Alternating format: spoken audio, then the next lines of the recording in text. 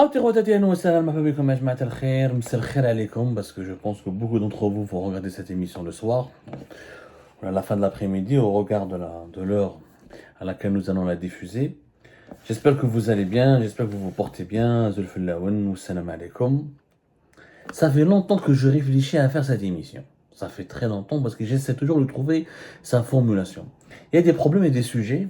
Et nous privilégions les informations concrètes, avec des chiffres, avec des documents, avec un contexte, avec une histoire, pour que vous puissiez comprendre le véritable dessous de l'actualité. Mais quelquefois, il y a des problèmes généraux qu'on peut détailler ou qu'on peut approfondir à travers l'observation critique que nous permette notre travail de journaliste spécialisé de l'Algérie.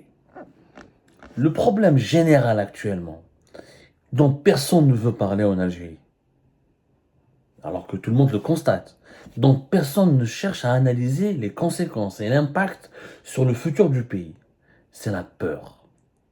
Oui, la peur. À la belle comme il dit en Algérie, la situation, le pays, il est tétanisé par la peur. Tétanisé par la peur, c'est ce qui empêche d'ailleurs notre pays de se stabiliser, d'évoluer, d'amorcer un processus de développement et d'aller vers l'avant. Je m'explique. Doucement, mais sûrement. Suivez-moi. Gazat a plusieurs sources, avec plusieurs interlocuteurs.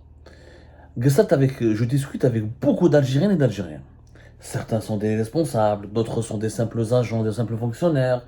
Certains sont membres des services de sécurité, d'autres sont des militaires, d'autres sont à la retraite, certains sont diplomates, certains sont entrepreneurs, de tous les horizons. Les Algériennes et les Algériens de toutes les régions, de tous les horizons et de tous les milieux professionnels. Bon, grâce à notre métier de journaliste, franchement, on travaille avec tout le monde. Qu'est-ce que j'ai constaté? J'ai constaté que dans notre pays, l'Algérie, le problème numéro 1 d'Alioum, pire que la dictature, pire que la corruption, pire que la mauvaise, c'est la peur. Tout le monde a peur. J'ai discuté avec quelqu'un qui a bien résumé la situation actuelle. Nous avons tous peur dans notre pays.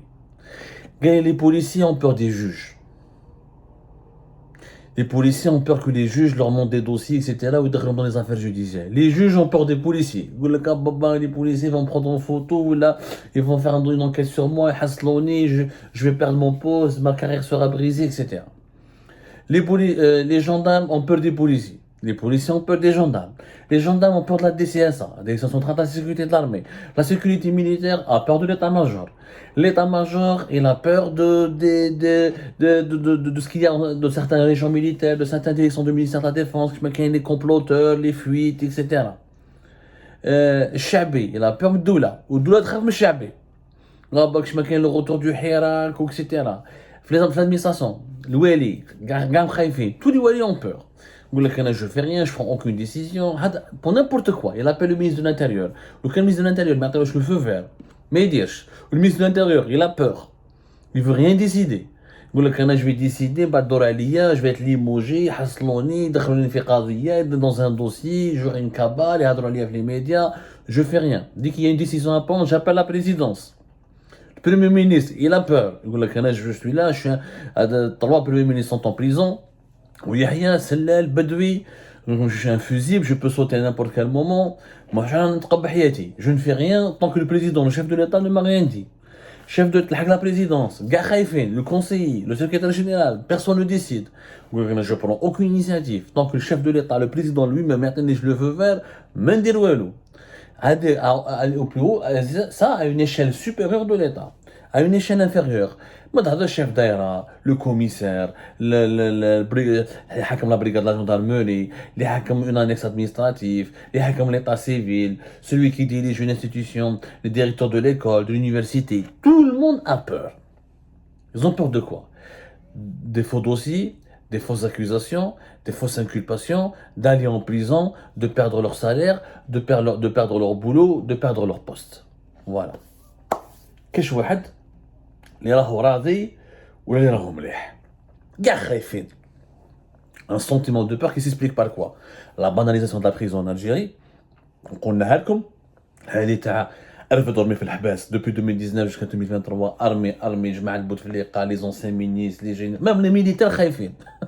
Les militaires يقول لك زعما الدولة يقول لك في الجزائر النظام le cœur de la colonne du régime, c'est l'armée. Les militaires, il y a plus de généraux en prison que d'anciens ministres ou que d'hommes d'affaires. Il y a jusqu'à entre 130 à 150 officiers supérieurs de l'armée, dont des colonels, des commandants, des capitaines, des généraux majeurs qui sont en prison.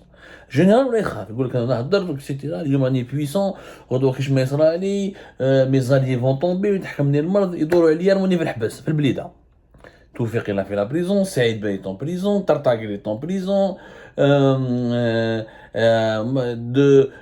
patron de la gendarmerie Abdelrahman Al est en prison, des chefs de légion Mened Nouba est en prison, Abdelrazak Sherif est en prison, Kesh, Abdelhamid Ghalis est en prison, Ali Akroum est en prison, Saïd Ali Rdiri il est en prison.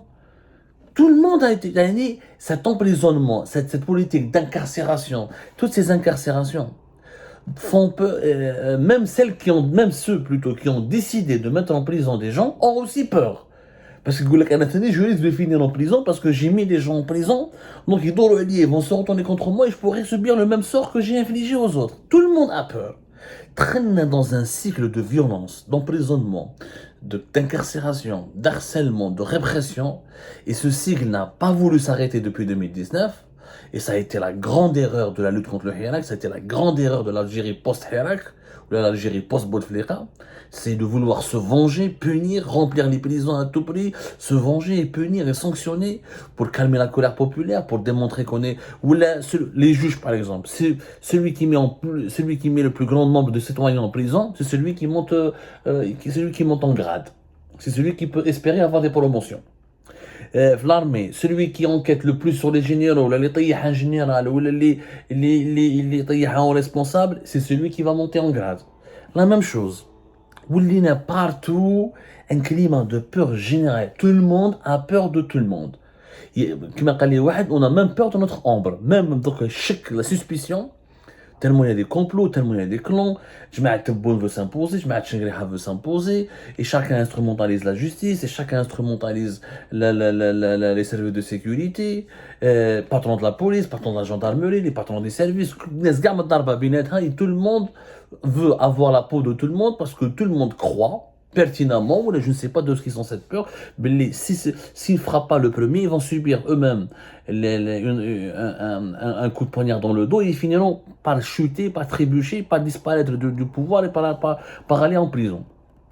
N'est-ce qu'un khaïfa? Qu'est-ce que tu as décidé de faire? En 2022, nous avons gagné beaucoup d'argent en Algérie. On a gagné beaucoup d'argent par rapport à 2021, par rapport à 2020, par rapport à 2019 et par rapport même à 2018. On a gagné une soixantaine de milliards de dollars grâce aux exportations du pétrole et du gaz. Des budgets ont été donnés au wilaya. Tous les budgets sont bloqués. Il n'y a pas un marché, pas un investissement. Pourquoi? Parce que tout le monde a peur de signer. Les Wélis ne font rien. Wallah, un télégramme signé par le ministre de l'Intérieur, par le Premier ministre, par la présidente de la République, le Wéli n'accorde aucun financement, aucun projet, ne débloque aucun marché. Et que j'ai peur. Pourquoi? Parce qu'il ne veut pas rejoindre les anciens Wélis qui ont fini en prison. Personne ne veut, tout le monde sait que les dirigeants algériens ont compris qu'aujourd'hui, ils ne sont là que provisoirement. T'as des généraux, Oura Wassini Bouazza, Oura général Nabil Blazouz, Oura Kia Tartak, Oura Toufik, Oura Kia Ali Rdiri, Ali Akroum, ou Abdelhamid Gharis, ou le Shkhem Abdelkader, le Shkhem. Les gars, c'était des généraux puissants. Ils ont fini en prison. Un simple wali, un simple capitaine, un simple officier, un simple fonctionnaire, un simple directeur central, il dit je ne signe rien, je ne fais rien. Le pays il est bloqué par cette peur. Je vous assure que c'est le problème numéro 1. J'insiste là-dessus parce que franchement, je parle à mes sources, je parle à mes interlocuteurs.